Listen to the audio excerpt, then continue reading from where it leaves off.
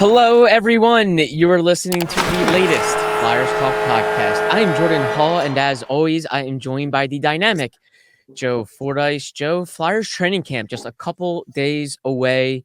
The players will be on the ice Thursday. They'll go through John Tortorella's grueling skate. And a player that we pretty much expected not to be there is Alexei Kolosov, and that is official, Joe. Kolosov will not be in camp. Danny Briere spoke about that today. He had a press conference leading into camp this week on Tuesday, and that was the big topic, Joe. What did you make of Briere's comments about Kolosov, and where do things go from here with the Flyers goaltending picture?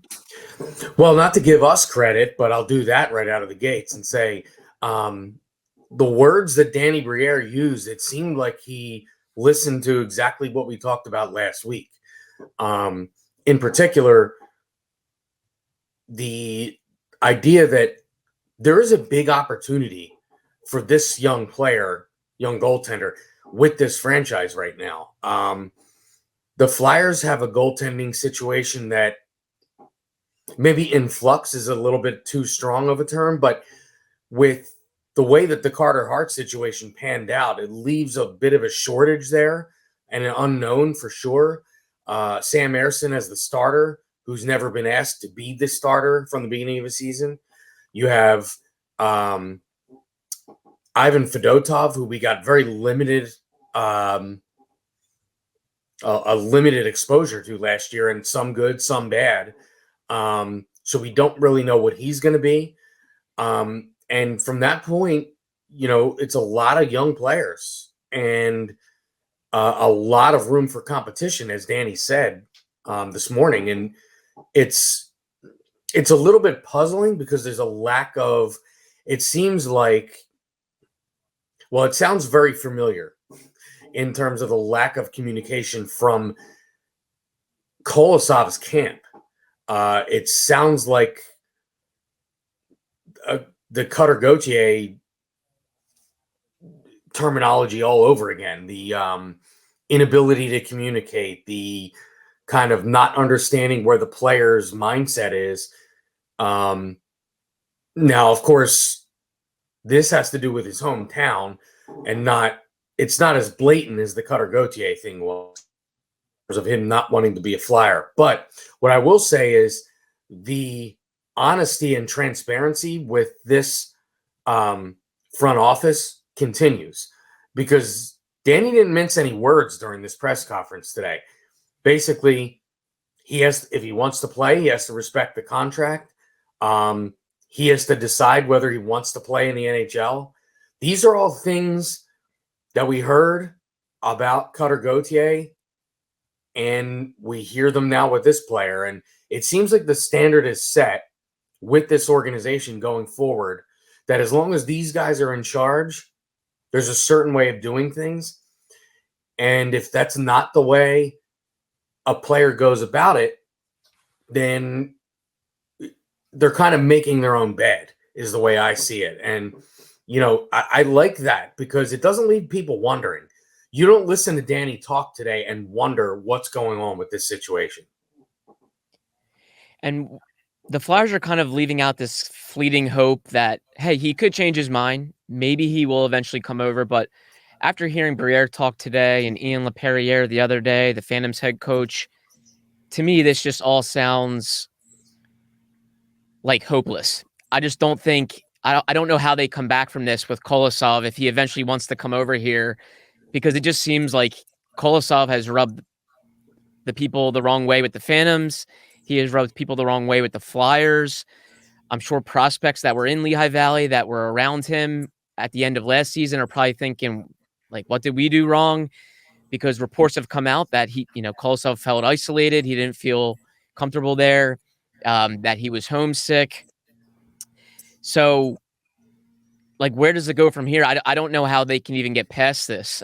We'll see. Eventually, maybe Kolosov will come around to the thought of wanting to be here. Maybe he'll kind of mend things with the people that he worked with, and they'll get past this, and he'll be a part of it. But it just doesn't sound like it's eventually going to get there. So that was interesting. The big picture in my mind, I'm thinking, I'm not sure this will ever come to fruition of Kolosov being a Flyer. I think this is a very bad sign that he might not ever be a Flyer. He might not ever play for the Phantoms or really compete in the goaltending picture here. But I don't blame Briere or Laperriere for being honest when asked about it. They were asked about it. People want answers, and they've been kind of degraded a little bit with the reports out there that Kolosov felt home, or that he felt isolated and he doesn't want to be here. So they're going to defend themselves. I have no problem with that. Laperriere said that teammates asked him to go to dinner every night, and he said no, and they understood to an extent. Like, he doesn't know English. He probably didn't feel comfortable with some guys. Briere said that he defended his player development guys. He defended the guys in Lehigh Valley, the leaders on the Phantoms teams, because he said he doesn't want them to get this bad image that they didn't care about this kid. So I have no problem with them defending themselves. And if Kolosov is dealing with homesickness and is going through something, like, I'm not going to blame him. But the reality is, eventually, to play pro hockey in North America, if you're a European, you have to eventually go through a really tough phase of coming to the US or Canada and going through a culture shock and learning the language. And some guys want to, and it seems like Kolosov's just not there yet. And if the Flyers want him to compete, and by competing, going to the Phantoms and not just being given a job, it's tough to disagree with that. It really is. So how do you feel about that? Yeah, well, I was going to bring up the Briere defending his player development guys, because to me, that is just drawing a line in the sand. Yeah. Basically, it's not our fault. We tried. That's one thing. The other thing was, there was sort of this tone of, if not now, then when, because of the opportunity that's in front of this kid. And then Briere laying the cards on the table. He wanted to be guaranteed an NHL job, and we don't do things that way. Mm-hmm. I mean, I completely agree with you. I don't think there's a chance we ever see this kid play for the Flyers after today, because of all the factors we just discussed. One, he laid it out there that our guys tried. They tried to include him. They tried to kind of smooth out and build relationships that this player was seemingly not interested in building. And also laying out that he wanted to be guaranteed an NHL contract. I think it's rare that you hear a GM put that kind of information out there. It doesn't always happen. And again, this is why it is reminding me of the Cutter Gauthier situation. The front office and Danny Briere, in this case, it's almost like they're pulling back the curtain and saying, this is what happened. This is why he's not here. And we're moving on. And to one extent, I think it's refreshing. But there's also the ramifications of, now what? Now what does the stable look like now below what we know on the Flyers? So I think that's a big question going forward. But after hearing what Danny had to say today and how long he was and the different points, he clearly went in there with a collection of points that he wanted to get across about these dealings with Kolosov, and he got them all out there. And to me, it is I wouldn't classify it as a threat, but if you're Kolosov and Kolosov's camp and you hear what was said today, I think you know that you not being here is kind of severing the relationship outside of the technicalities of the contract. And what stood out to me too, Joe, was that Briere said last season they allowed him to play on loan in the KHL, and he obviously had a very good year with Dynamo Minsk, and they did that because he wanted to stay home. That's what Briere said. If he wants to stay home for a second straight year, I thought the Flyers, they did the right thing by having him come over here, I think, at the end of the Phantom season to give him the chance to see everything. But it sounds like he kind of wanted to stay home from the beginning. Obviously, they let him do that on year one of his ELC. But this year, they were like, hey, you're going to be probably the guy in Lehigh Valley, and you'll be our third goalie at worst. And if an injury hits or if Fedotov's not playing well, you'll get games. So I feel like the Flyers were smart to have him come here. eventually he would have had to been in Lehigh Valley, and he probably would have felt homesick. So I don't think they did anything wrong by having him come for a month. And I really don't know what they could have done. Like maybe they could have gotten a Russian player with the Phantoms, but they were so late in the season. I mean, it's April. Are you gonna make a trade for a Russian player? Are they gonna try to sneak Zamula through waivers to get him down there to be around him? Are they gonna send Fedotov down there? There was no way that those two Russians were gonna go to the Phantoms. Like they were needed with the Flyers. So I'm not totally sure what else the Flyers could have done. Maybe it was some bad luck. Maybe they could have done more. It's up for debate. But just today, I thought if you just read between the lines, it does not sound pretty with this situation. And it sounds like the Flyers might have to stomach just not having this kid ever play for them. Yeah, I mean, if we're to believe what Danny Briere said today, I don't think the Flyers could have done more. Yeah. And he was asked to self-reflect, and he said, listen, we always self-reflect. And maybe they will learn something from this. Maybe they will try when they have a European player that feels a little dicey. They'll try to support him as much as possible. But I don't think Kolosov ever made it clear. That's why I think the Flyers have the biggest problem with this is that Briere, Laperriere, others around the situation said they never really were made aware that he was struggling. And so maybe they thought they tried. I mean, they asked him to dinner. They had him practice. He went 3 weeks without playing from his KHL season to then. They didn't feel like they wanted to throw him into a game. They probably felt that would have been unfair. So, maybe it's justified that they weren't aware. So they were, it was probably a major shock in May when the season ended that reports came out that he wanted to go back home and for good. Well, that's a lot surprising. Yeah. I mean, also you're hearing it's almost like his camp is saying two different things. On the one side, they're saying guaranteed NHL deal. And on the other side, it's homesick. Mm-hmm. And it doesn't seem like anybody is really sure what the real story is. And that is not a good place to be in for the franchise or the players' camp. You want the people that are responsible for you making money to know what your aspirations are. And it doesn't seem like anybody knows that. And I can't blame, I really can't blame the Flyers on this one because really, I mean, to be guaranteed an NHL contract, I'm not really sure what this kid has proven to make that demand, if the demand was in fact made. And then to also have these kind of reports out there about being homesick while that demand is seemingly on the table at the same time and nobody steps in to clear it up, it kind of makes it look like he has no idea what he wants to do. And I don't know. When you get to professional hockey, I'm pretty sure it has to be a little more clear than this.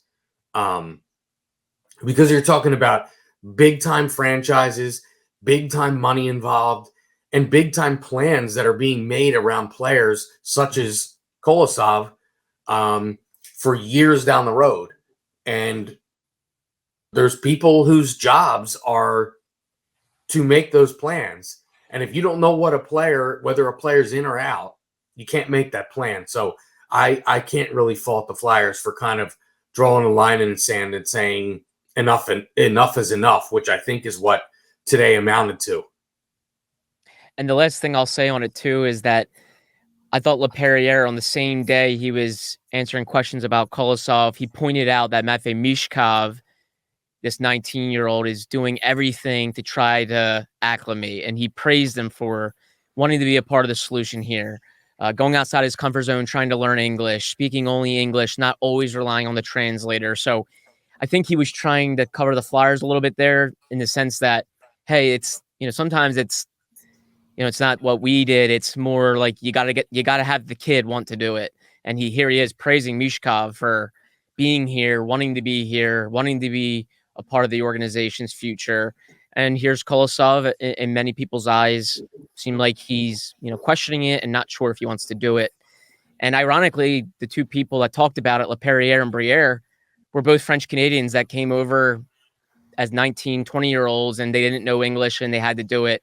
And I think both would admit, coming from Canada, the culture shock is not as serious as coming from Belarus or Russia.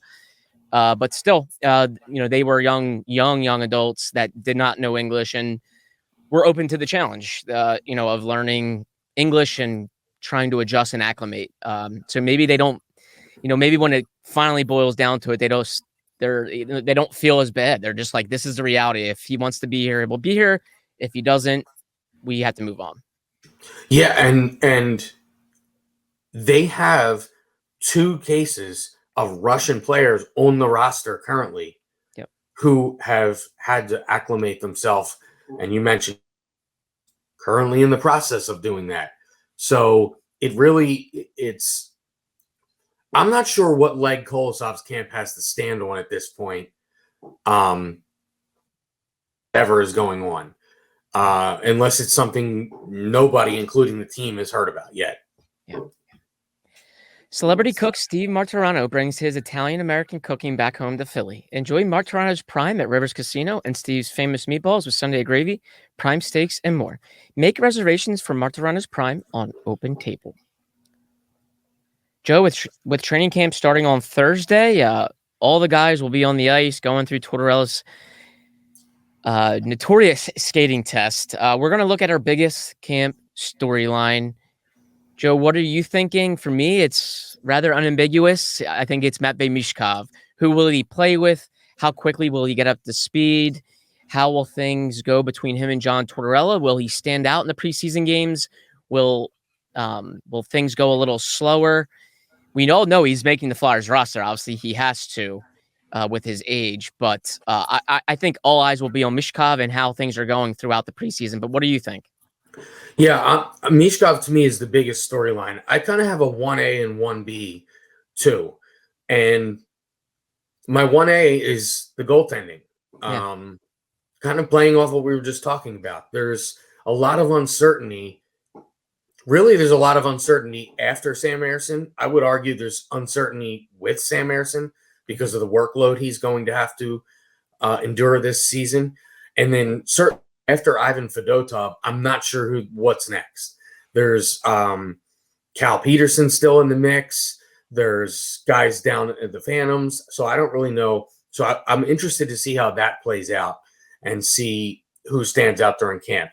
And my 1B is, outside of a few, as Danny Briere said today, rookies, and, you don't have guys coming into this camp unhealthy or coming off a major injury. You have Couturier who had the core surgery.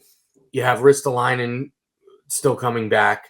But as we discussed, I don't really know what his role is with this in this defense core right now. But the idea that you have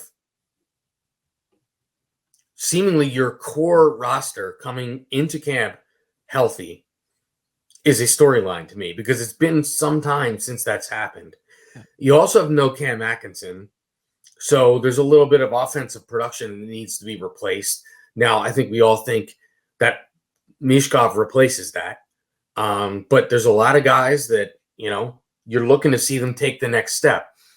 And I'm talking about guys like Joel Farabee and, what are these players going to come in with extra motivation, knowing that the young up and coming star Michkov is going to be there, and that's who everybody's going to be watching? Are you going to have players that have been here for a little bit saying, "Hey, I'm still here. Look what I can do," type of thing? So I do think not only Michkov himself, but how Michkov motivates the rest of the core players is a lot of those are a couple things I'm definitely going to be looking for.